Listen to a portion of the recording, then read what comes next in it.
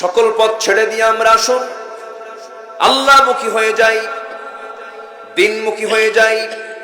জীবন চলার জন্য আল্লাহর দ্বীনকে ঘনিষ্ঠভাবে গ্রহণ করে মুসলমান কখনো ইসলাম ছাড়া অন্য কোনো দ্বীনকে গ্রহণ করতে পারে? আসতে বলবেন না, পারে? ইসলাম ছাড়া আরো দ্বীন আমার দেশে আছে না নাই? দ্বীন মানে কি জানেন? দ্বীন মানে দল, দ্বীন মানে জীবন বিধান, দ্বীন মানে কনস্টিটিউশন। দ্বীনের বহুগুলো অর্থ আছে। দ্বীন মানে হলো জীবন চলার পথ। একজন বান্দা কখনো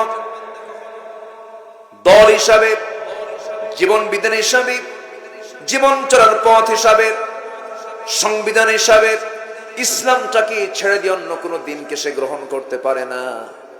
যদি করেই ফেলে, এমনটা যদি করেই, আল্লাহ বলছেন যত নামাজ, যত রোজা, যত দান সাদকা কোনোটাই তার কাজে আসবে না। প্রথম শর্ত হলো আমরা একনিষ্ঠ হয়ে গোলাম হয়ে যাব কার?